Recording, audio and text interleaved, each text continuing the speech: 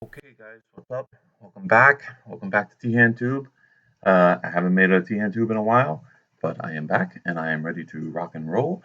There has been a couple of lessons that you guys have done and on your own, basically without the T Hand Tube, and you guys have been doing great. I've been reading through the responses. Some of the things you're saying, it really shows me that you're understanding the ideas, the concepts that I'm trying to get across. Um, Based on your responses and the things you've been writing.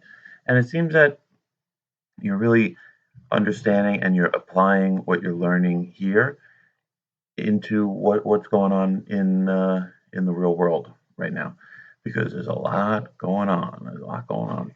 Crazy time, crazy time. But um, it's important that in a country, especially a country that's going through a crisis, that the population, the populace, is informed and they know how things work.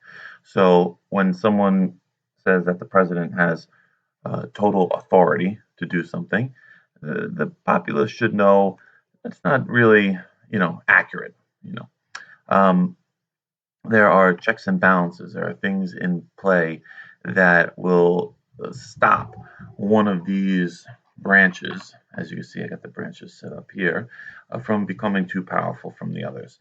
And the reason we did that is because, well, if the president gets too powerful, then you have a king.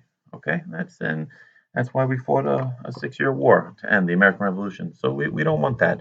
And if the legislative branch becomes too powerful, that's problematic too. And if the Supreme Court becomes too powerful, then you have nine superpowered judges, and no one has time for that. So that's really the point of checks and balances, and that's really the point of what we're learning about here. So I want to go back to this chart here. So the United States Constitution splits up powers really into three groups, not to be confused with the three branches. I know this gets confusing, okay? Especially all these things have like different names.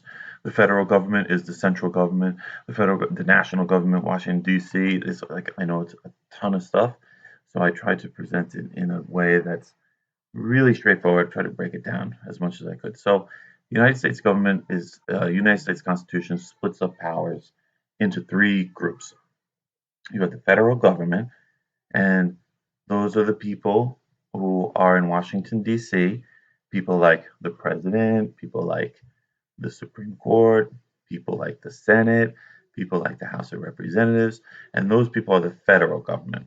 The state governments are people like the governor, the mayor, the councilman, Bob Holden is our councilman, police commissioner, county chair, and believe it or not, I am actually part of the state government. I am a government employee.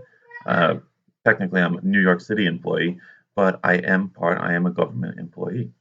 Um, and then you have the people. The people get their rights from the first 10 amendments, which we will be going over after we're done with the federal government. So today we are going to really zoom in on the federal government. We're going to talk about the three branches: executive, judicial, legislative.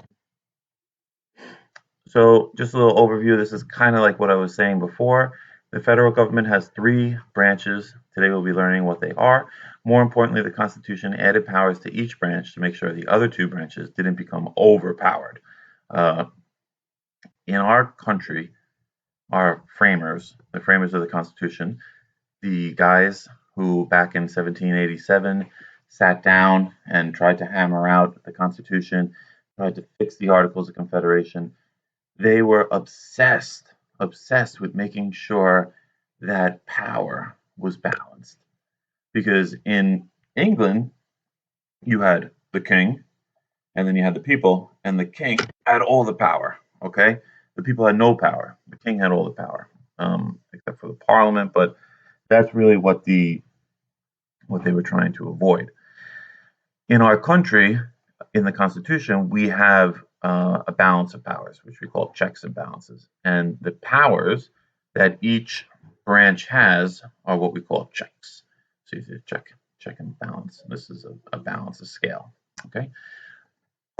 So the first thing that I'm going to ask you to do is watch a video from my childhood, and I don't care how cheesy you think it will get stuck in your head. And basically, it's very, very simple.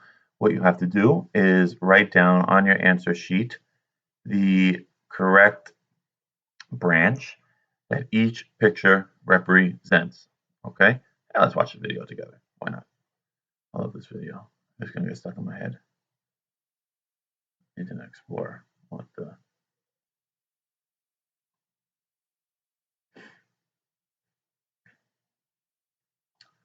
While this is loading, I read some of your Trump versus Cuomo responses. Some of them are fantastic. This lesson, I will be reading through some of them, and you said it. Okay, here we go. Gonna have a three-ring circus someday. People will say it's a fine one, son. Gonna have a three-ring circus someday. People will come from miles around. Lions, tigers, acrobats, and jugglers and clowns. You're wondering what this is all about. You'll see in a second. Walkers, pony riders, elephants, and so much more. Guess I got the idea right here at school. Felt like a fool when they called my name, talking about the government and how it's arranged, divided in three like a circus. Ring one, executive. Two is legislative, that's Congress. Ring three, judiciary. See, it's kinda like my circus. Circus. Step right up and visit ring number one. The show's just begun, meet the president.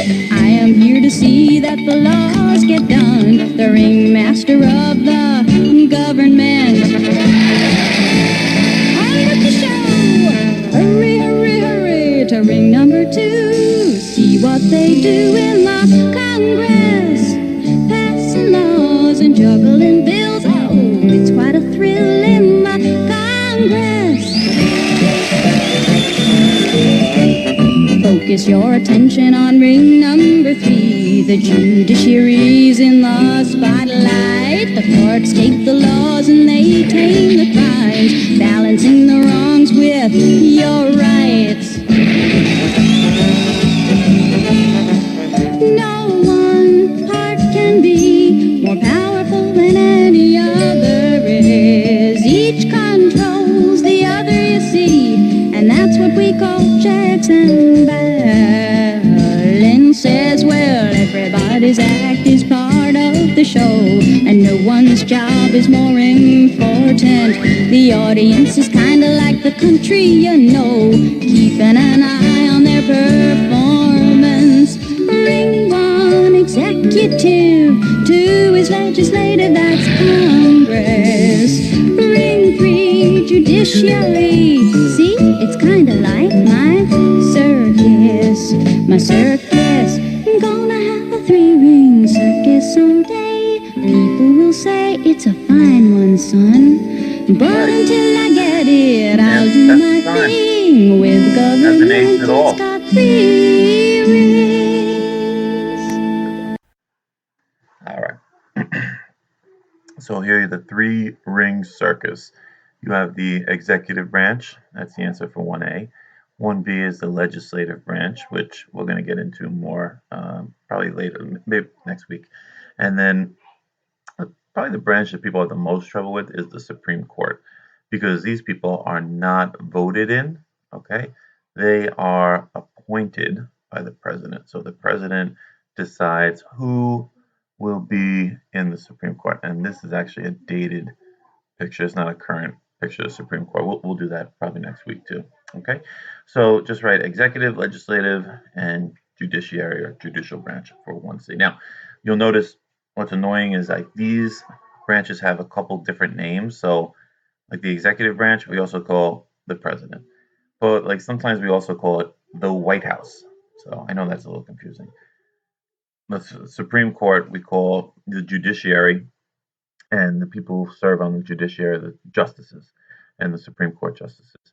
The Chief Justice is the head judge. That's this guy right here, John Roberts. And like I said, this is a little out of date. That's Anthony Scalia. He passed away. There's two new Supreme Court justices that President Trump put in, Neil Gorsuch and, oh boy, okay. I'll get that at the end. Neil Gorsuch and Kavanaugh. Kavanaugh, okay. And then the legislative branch, this gets a little confusing because this is like the House of Representatives. We call this the Congress. We call it the Senate. There's two branches. There's two like separations, two houses. I'm going to explain the legislative branch in detail, probably at the end of this week or next week. All right. So here are the words you're going to need to know for today's lesson, because today's lesson is going to ask you to look at some situations and also ask you to look at balances of powers. So I'll go through the words really quick. A veto is a presidential power which allows him to deny a law passed by Congress. So we'll get to how a bill becomes a law sometime probably at the end of this week with another Schoolhouse Rocks video. But if the president doesn't like a law that the Congress votes on, and now the Congress is like 500 something people, the president has the power to veto it, which means remove it. Okay. Now, if you're thinking, well, that clearly gives the president too much power. Veto power is too powerful for a president to have, because the president can just veto everything he wants. Anything that he doesn't like, veto. Everything he does like, go through. There's another power or check built into the Constitution called an override. An override is when Congress reverses a veto with a two-thirds vote. So you have to have two-thirds is a supermajority. So you have to have a supermajority vote in order to override a presidential veto. But these things take a long time. Okay, impeach, we are familiar with. I did a whole slew of lessons in January on the impeachment. And this is basically to remove an elected official for committing a criminal act. And you know what? Even looking at that definition is wrong. I should definitely change it. So the impeachment is to charge. I'm sorry. I hope you guys caught my mistake before I did. Right? To charge an elected official committing a criminal act. And when you remove an elected official for committing a criminal act, that's called a removal. Amendment is a change to the Constitution. There's currently 27 amendments right now. The first 10 amendments we call the Bill of Rights. And in the amendments, we find the rights of people, the rights of citizens, and also changes to the Constitution that have happened throughout the last 240 something years, 241, 242 years. And amendments are important because the world is different from the world in 1787. It's a lot different. So the Constitution has the ability to change itself, and we do this through the amendment process, and we'll talk more about that again in the coming weeks. This is all like a good introduction. All right, next word, unconstitutional, a law or order that goes against the Constitution.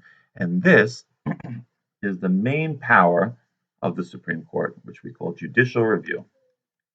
The Supreme Court, if the Congress passes a law that goes against something in the Constitution, the Supreme Court will declare it unconstitutional. Now, this is important because during our Trump versus Cuomo lessons, we were talking about who has the power to reopen a state, and Trump was saying that he had total authority, and Cuomo was saying no, he doesn't. It's there's the Constitution and separation of powers and the 10th Amendment, and the states have powers that are not delegated to the federal government.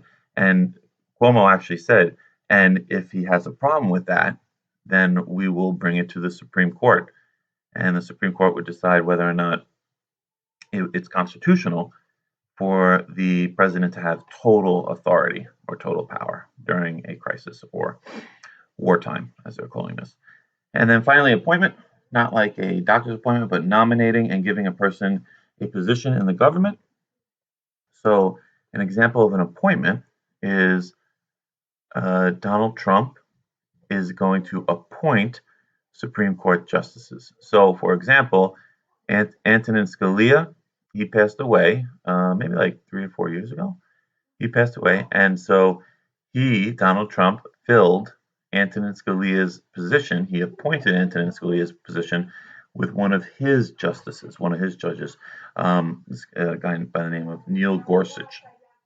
Now, the problem with this is if these people, let's say something happened. First of all, the Supreme Court, they serve for life. They are not elected, and they serve for life until they die or retire.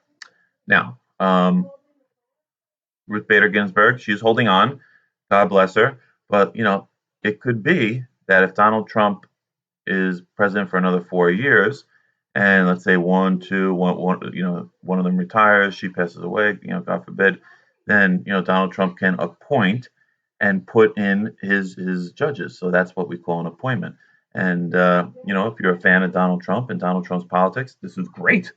It's fantastic. If you're not a fan of Donald Trump and not a fan of his politics, and this is terrible. And a lot of people say it could really be uneven, but we'll talk about more of that later. All right, this is what we're going to use to do our activity today. So basically, I know it looks so crazy right now, but the blue boxes are powers that each branch has. See? The arrows going from this blue box, legislative branch, to the executive branch are the checks that the legislative branch has on the executive branch. So anything along this arrow here are things the legislative branch can do to make sure the executive branch doesn't get out of control or doesn't get too powerful, and vice versa. This arrow coming from here to there are checks that the executive branch have to make sure the legislative branch doesn't get out of control. So this chart here is like a nice chart to show you how the breakdown of constitutional powers and checks and balances, how it operates, using some real life stuff, and we'll get to more of that in a minute. Okay. So this is part of your work. What you're going to do is take a look at, this is just to help you read the chart before so you could do the next activity. But you see here, appointment of federal judges. Okay, so who has the power to appoint federal judges? Let's see.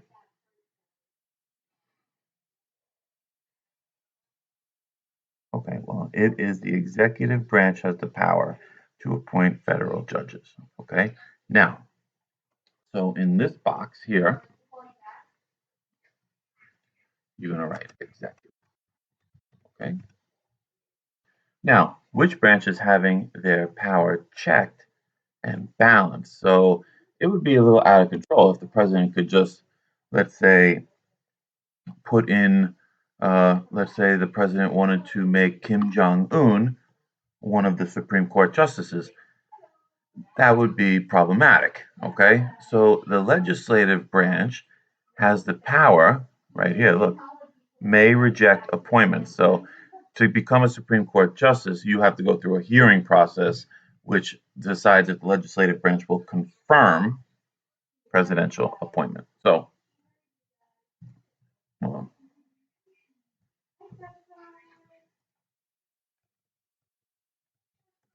okay. So that's basically what you're going to do for that chart there. Go down the list. It shouldn't be too difficult. And if there's something that you're having a hard time with, you could really, if you really wanted to, you could Google, who can override a veto, who vetoes, things like that, and it should tell you the answers. But it'll help you to read this chart here. Okay, so once you complete this chart, you will be ready to move on to the situations. Okay, not from the Jersey Shore. This guy here, situation. Here we go, situation. So you'll notice I put these little scales here, and on one side of the scale, I put a situation, and on this side of the scale, you will have to decide which branch has the power to what. So, for example, The president appoints an ambassador to Mexico that doesn't speak Spanish. That's problematic. So basically, I gave you the answer last time. The legislative branch has the power to reject presidential appointments. Okay? And I do want you to try and use the language that's on this sheet here. So try and use the language that's here. Don't just say the legislative branch can say no, president. That's not happening. So try and use the language that you see here, and then that is basically once you get through all these, I think you're ready to move on to section 13, which will be talking more specifically about the Congress. Okay, all right. So I have been reading your Trump versus Cuomo responses. A lot of them have really good information in it. I want to read some of them to you. And if you're one of the people that I read, you will get extra credit. And I think it's a pretty interesting debate, what's going on today in the government. And since we had our um, Trump versus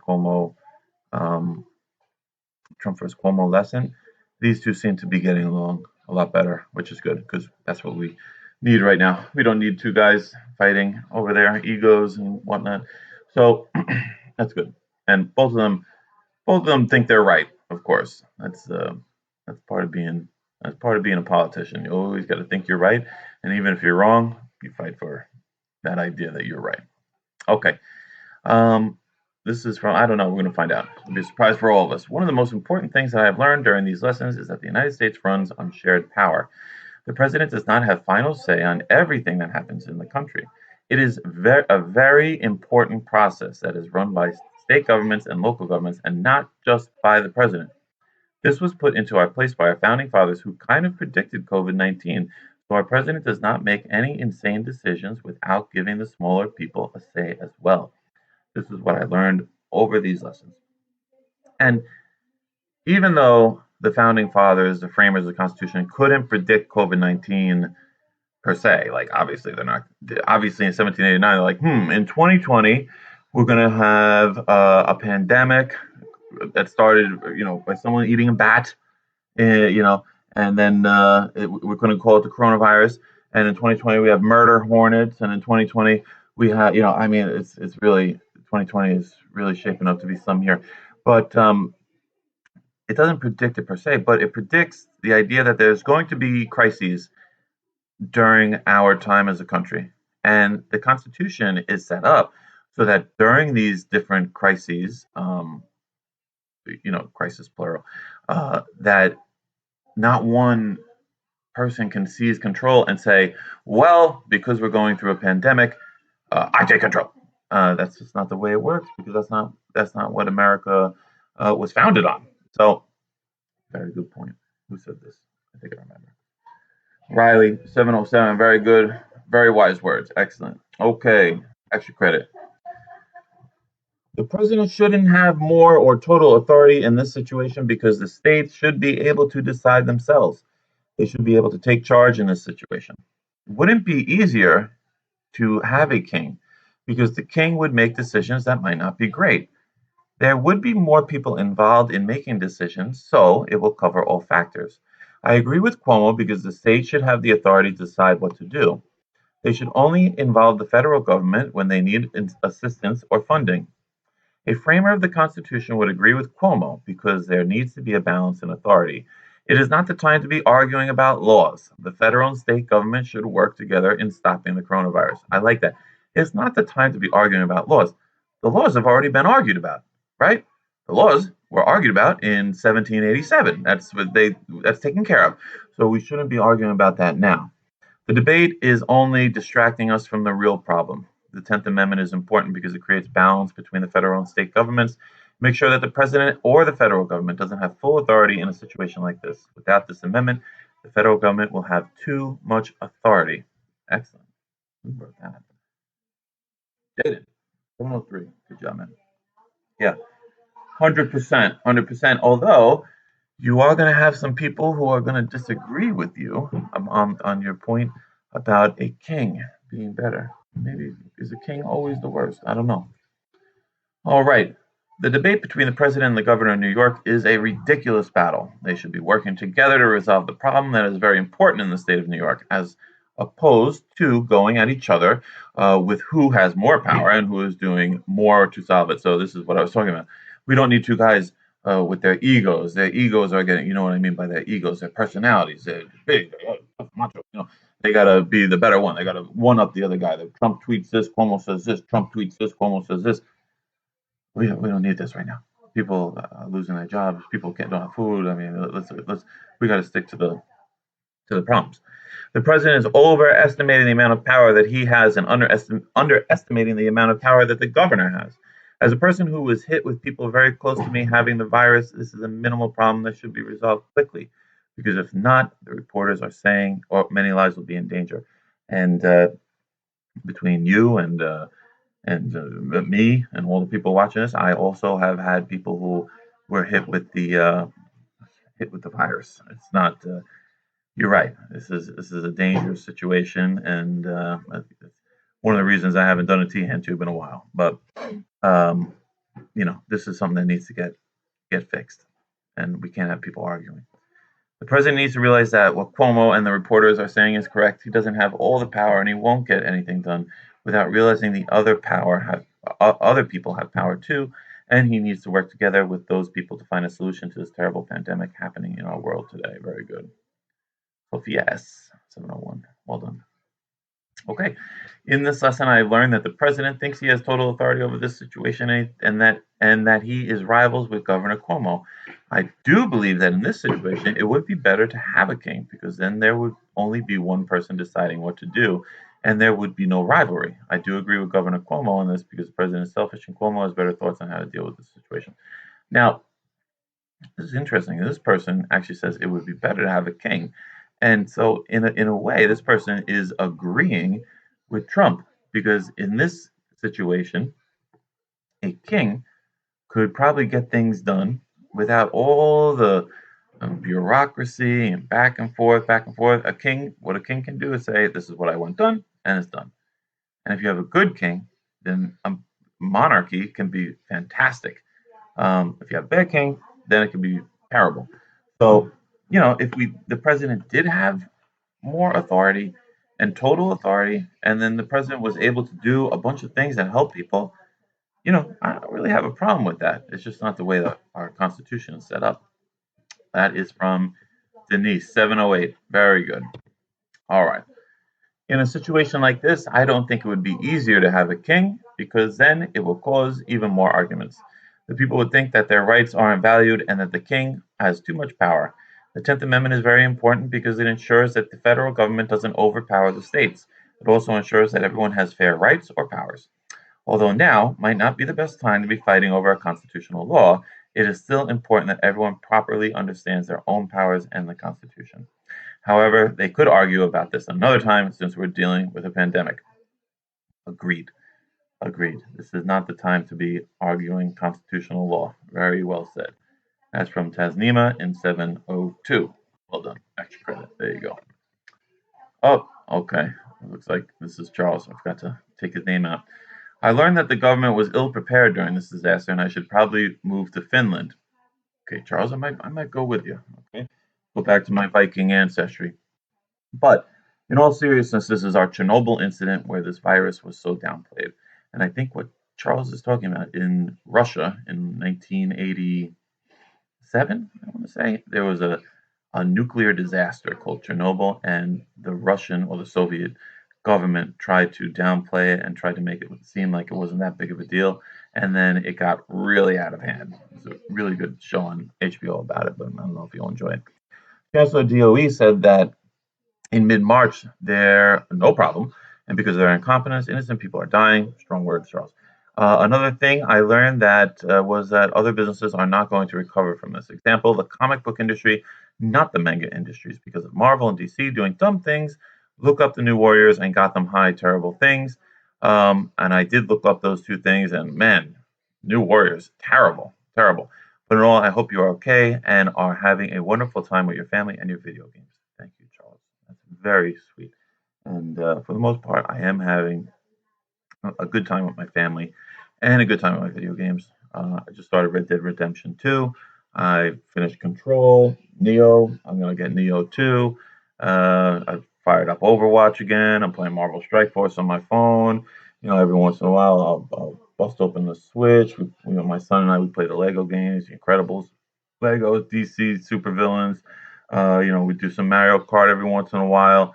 I got a couple games on the PC I'm playing. I'm playing Outer Wilds. I'm playing Outer Worlds.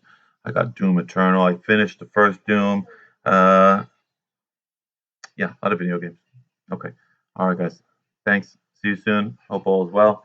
Miss y'all. And this too shall pass, as they say. All right. Later.